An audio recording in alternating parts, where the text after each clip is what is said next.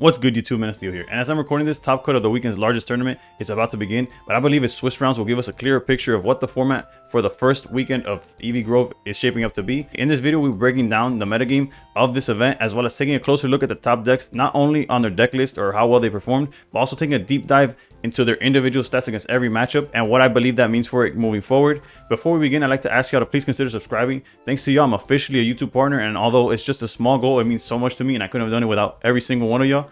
Also, if you like this kind of content that's geared more towards like the competitive or high ranked focus, tune into my live streams that I stream Monday through Friday, starting at like around 11 p.m. Eastern on all platforms, basically on Twitch, YouTube, TikTok. I'm on all of them. The links to that will be down below. As I try to climb the rank ladder, last season I was able to get top 100. This season with win streaks, it's looking like it's going to be hectic and crazy, but nonetheless, it's not going to stop me from trying. With that said, let's jump right into the meta breakdown, and above all else, stay pro.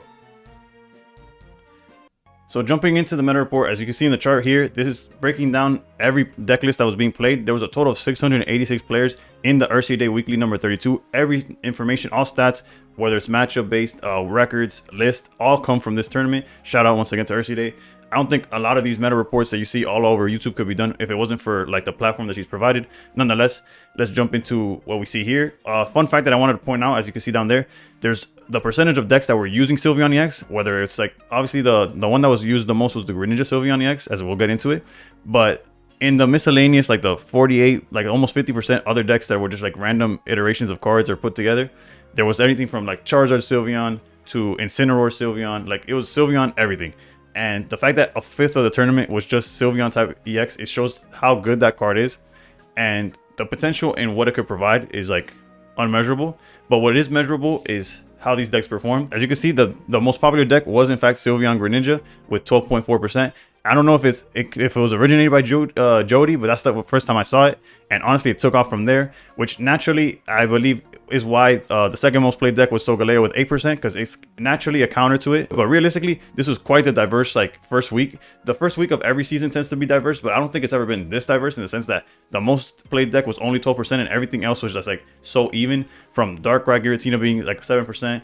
Guzzlord just being right under it, Buzzwole being right under it. Like I almost assumed that all these decks from like last season, Buzzwole, Sylveon, Rampardos, were going to be completely outplayed or overhyped in the sense of like people sticking to what they know. But people really showed out in this tournament specifically, trying to test out all the new decks. However, I think you'll be surprised with how the outcome ended up being. When we look at top cut though, these were the decks that made top 64. Top 64 is happening as I'm recording, so I have no information on who won, how they did. However, I felt like this video was like I had enough information to make this video, because when it comes to top cut, there is a lot of like luck involved. Granted, it happens in Swiss too, but Swiss there's so many rounds that you could kind of make up for like bad matchups. In top cut, you could have gone undefeated in Swiss and you face your worst matchup in top 64 and you're out immediately. And I don't think that's a reflection on the player. I don't think it's a reflection on the deck. So just looking at this, it felt like more comfortable to do. As we see down here, I put top performers, and by top performers I mean it's decks like Sylveon, what made up 12% of the entire pool, but however it made a quarter of top cut. All the decks that you've seen top performer outperformed what their initial stat was. Included in that is DARKRAI GIRATINA. Just I feel like we're all tired of DARKRAI GIRATINA. Regardless, we'll break it down because it does deserve a lot more attention than I feel like it's getting. Although it always gets respect, especially from like the top end players. They know how good it is. It's just a matter of like, it's been in the format for far too long. Decks like Sylveon, Rampardos, and Buzzwole kind of maintain their play rate. Meanwhile, Solgaleo and Incineroar completely underperformed. Solgaleo is like one of those decks that's like completely geared towards beating the best deck, but it's also like hit or miss on against all the other matchups, as we'll see later on. But yeah, I feel like it completely shows here. Although it just went from 8% to 6%, when you look at its matchups, again, which we will see in a little bit, you can see that there's a lot of like, there's not just an Achilles heel. Like there's a lot of weaknesses and holes in the strategy for Solgaleo. Incineroar is in the similar boat in the sense where like only one Incineroar deck made it into top 64, and it wasn't the list that we saw previously in this one. It's not the 3.2%. The 3.2% came towards like almost like a pure Incineroar list, a list that if anything they were playing like a Torkoal or turning something to answer Oricorio, but most likely focus on that. The only deck that made it into top cut, which would be part of that 25% that you see of just other decks, was a Incineroar Sylveon deck, and even then I don't believe Incineroar translated well into a tournament playing deck. However, it's hard to take away how powerful it is once it gets going. And like, for example, in a ranked ladder, it could get you in a good win streak and such. So it's not completely unplayable. It's just definitely underperformed in this tournament. Now I want to take a look at specifically Sylveon, Greninja, Giratina. We're going to be looking at 6 decks today, which I believe are the top decks. Although it's very inspired by just the 3 most popular decks. So these 6 decks, I don't personally believe are like the best decks in the format. And not just because they're not in this video doesn't mean they're not like in consideration. These are just the 6 most popular decks. So it's like the 6 decks that you might anticipate encountering whether you're joining a tournament or jumping into ranked ladder. These are like the most popular decks in the format currently. Starting with Sylveon Greninja, which is not only one of the popular decks, it's one of the most successful decks. As you can see here, in total, it had an over 55% win rate, which is kind of not unheard of, but it's really, really strong, especially in a format setting. I mean, in a tournament setting. And like we mentioned before, it just about doubled the percentage that it made up of the tournament. What stood out to me though is that yes, it faced Solgaleo, and Solgaleo was made to counter it, so it made sense that that was bad, like that it had a bad record against Solgaleo. What threw me off was how poorly it did against DARKRAI Giratina. Because in my own practice, I felt like I had a pretty decent matchup. I have to look deeper into like every deck list that DARKRAI was playing or what tech choices they made, because we will look at a DARKRAI list that went undefeated in Swiss. However, it's just crazy to me how poorly it did, because 38%, like 40% is, although it's like the sample size isn't crazy, it's just about like just over 30 games. It's still surprising because in my opinion, Sylveon had the upper hand. I guess it's in practice, or maybe DARKRAI players have adapted to what Sylveon's trying to do, and ultimately they figured it out, the matchup. But other than that, it's just about 50% with Guzzlord, Buzzwole, and then it completely dominates cards, decks like Sylveon, and decks that aren't listed are like Charizard. It beats all those decks, right? So personally, what I believe these stats show for the Sylveon Greninja deck is that it's not as dominant as people might believe. Granted, yes, it had most of it was the most popular deck. When it came to top cut, it had the most representatives. However, I do think it was just a popularity contest. And although this deck is very good and is very dominant, I don't think it's as dominant. It's not like a crazy tier 1 deck like RCS was back in the day, or like Magnezone DARKRAI when that first came out, or nowhere near the status of like DARKRAI Giratina when that came out, right? So Sylveon EX is a very strong card. In this pile with Greninja and Giratina, it has some of like the stronger, like higher ceilings, and it gets there very fast. However, when it comes to like push comes to shove, it is not as dominant as like people set it out to be. Yes, this record of 55 is insane, but it's also week 1. It has part of it, like some people might not know how to play it, but also people don't know how to play against it. So that helps it. We'll see moving forward. Personally, I still think it's going to be one of the top decks, just not exactly the number 1. Or if anything, the format is not going to be as like, I don't know, skewed to just Sylveon like we've seen in other formats in the past. When looking at the deck list, this one is currently 7-1 in the Earthsea Day, and it's pretty standard. If it's not exactly the list that Jody posted when he made into Master Ball, they did add the second Cyrus. They cut down on the Pokemon communication. There's a list that cut out on Irida instead and put Iono, but it's been very popularized to put that second Cyrus in the deck. But once again, this is a pretty standard way of playing the deck, so feel free to use this in your own personal climb and then work from there. But yeah, pretty standard list. It's crazy how fast this became like a standard list. I guess on paper it kind of built itself, but again, very strong deck. Next we have Guzzlord, which is one of those decks that, due to like the drop in play rate of Buzzwole, which is the deck that was kind of like gatekeeping Guzzlord, it naturally started seeing not only more play but more success. As you see here, it started as like just under 7% of the metagame, and then it made up an 1/8 of top cut. However, it's one of those, as you can see, if you can see the total, it was under 50% win rate. And if you look how it did against the most popular decks in the format, there's a lot of red. Basically, it struggled against Sylveon, it struggled against DARKRAI Giratina. Buzzwole obviously dominated it. Sylveon was basically even. I know like the 7 it initially went 50-50 with, but nonetheless, it struggled throughout the board. The only thing that it crushed was Solgaleo, which we saw earlier was one of the more popular decks, which makes sense why Guzzlord saw success in this tournament. However, this does not bode well for Guzzlord. Although I'm a big fan of the deck, and it is very strong, it's still very strong and very strong, like very hard to deal with. Like if they lead with a Nihilego in the background, they have Celesteela. I feel like this deck, if they see Poison Barb, you're in trouble. Like it makes a lot of people still play Guzma regardless of like what the format's looking like. But unless they figure out either tech choices or playstyle to deal with all these different matchups, just beating Solgaleo is not going to cut it. Because if my opinion, or if my prediction that Sylveon's not going to be that top dog, or it's not going to be played that much, in the sense that it's gonna stay around, hover this time around play rate. Solgaleo will drop because Solgaleo is a direct answer to that deck, which you won't play more of if you don't see more, if that makes sense. If there's not gonna be more Sylveon, there's not gonna be more Solgaleo, and if there's not gonna be more Solgaleo, your best matchup as Guzzlord is not gonna really be there. Another thing that Guzzlord really it does well against is like Fire decks, Charizard, Incineroar, because it survives the attacks. But if those decks aren't doing well, it happens just like Solgaleo. They start dropping off. Then the Guzzlord's good matchups start dropping off. Then it just starts falling off altogether. So unless something changes on the way they approach all the other matchups, just having good matchups against some of the rare candy decks is not gonna keep Guzzlord up afloat. But again, I would love to be proven wrong because it's one of my favorite archetypes. From the very beginning, when it was just Koga Weezing, using poison and as a win condition was one of my favorite things. And Guzzlord, although Guzzlord itself isn't part of the poison archetype, it works very well, obviously, because of the dark typing. But as we jump into the deck list, don't take the information I'm giving you as saying like Guzzlord is unplayable. This list itself went 6-1-1 in the tournament, and who knows how far I'll get in the top cut itself. It's a very well built list. Poison Barb and Helmet is just one of the greatest. Like, again, if you start with that damaging plus the poison plus like Nihilegos adding to the poison, this deck is very resilient and very strong. It just has some very, like, again, similar to Solgaleo, a lot of weaknesses here and there. And unless they start covering up those weaknesses, and personally, since this is not my main deck, it's hard for me to tell you, oh, this is exactly what you need to change. This is what you should play differently. It might not even be a change in the deck. It's just a change of how you approach the matchups that really needs to be looked into or figured out for Guzzlord to continue to see not only its play rate, but its success. The third deck we're going to be looking into is a deck that never dies for, like, I don't know, what is this, like the third, fourth format in a row where it's just like doesn't go away. DARKRAI GIRATINA continues to crush the meta. As you can see, 56.8, like 57% win rate, higher than Sylveon, higher than any other deck in this format. Granted, with like enough sample size, there might be like some one-off deck that has a crazier win rate, but nonetheless, this deck continues to be strong, continues to play basically the similar list. They continue to play Nihilego to answer Oricorio list, which Oricorio, although won't be talked about in this video, is all over the place, scattered between Tapu Koko, between Sylveon, Zeraoras, and of course the Greninja, the Simonobi deck with Greninja Oricorio.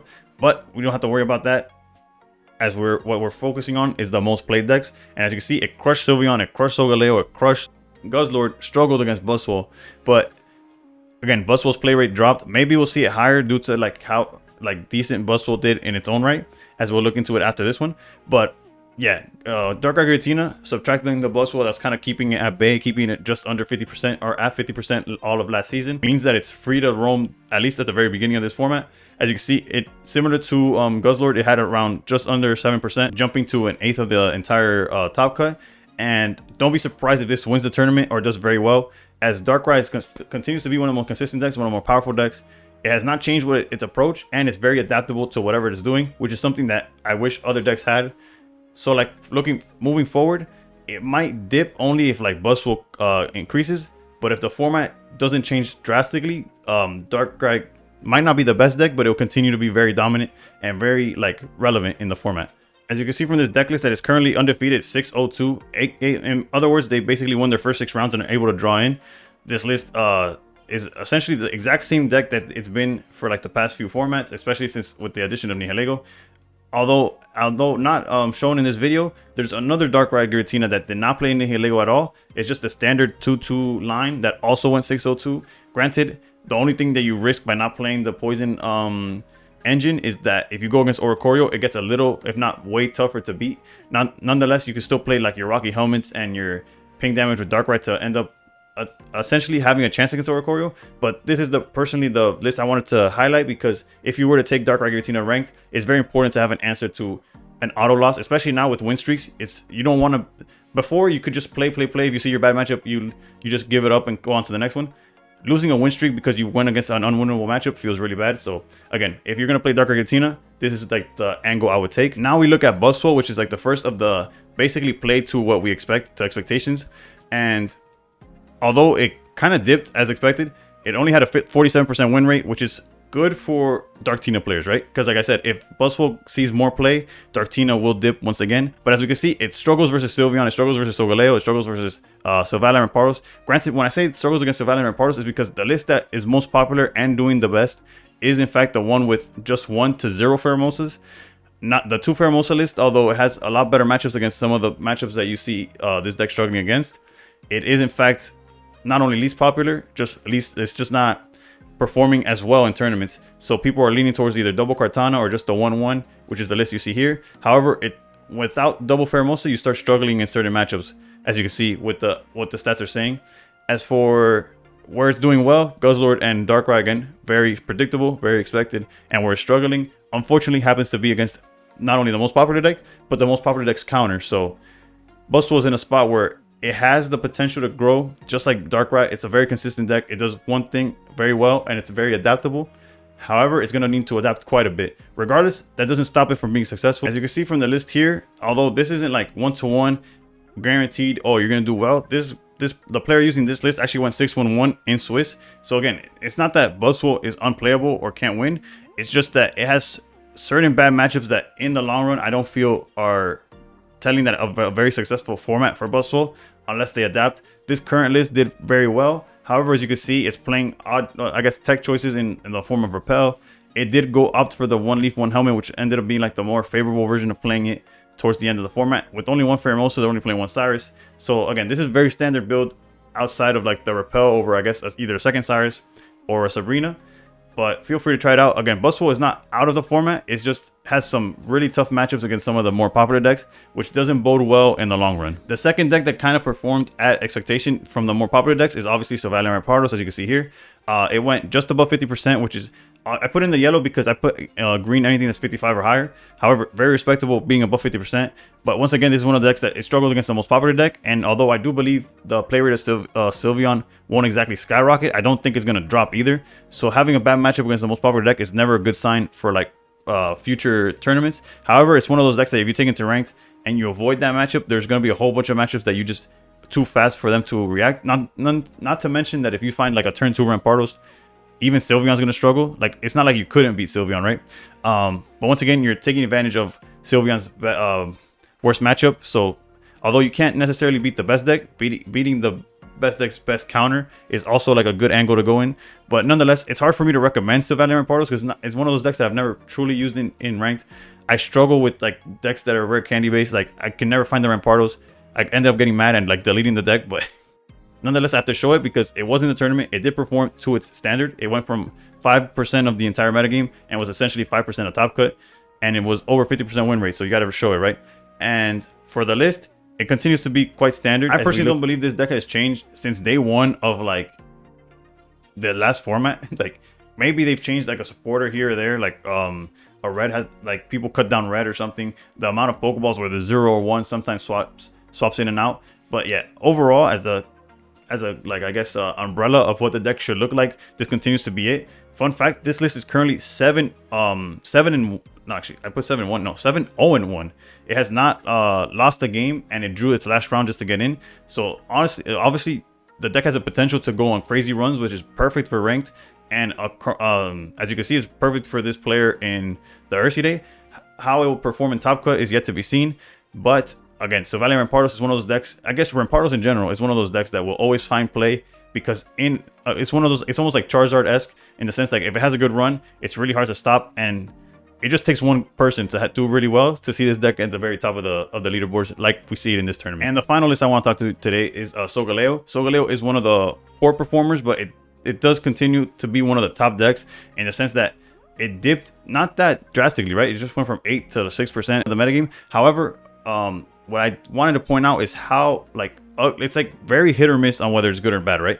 Like Solgaleo is one of those decks where it's either crushing you, as you can see, 60%, almost 60% against Buzzwole, over 60% against Sylveon, but really struggles against the decks that it struggles against. As you can see, basically 30%, 40% or lower against Darkrai, Guzzlord, Sylveon Rampardos.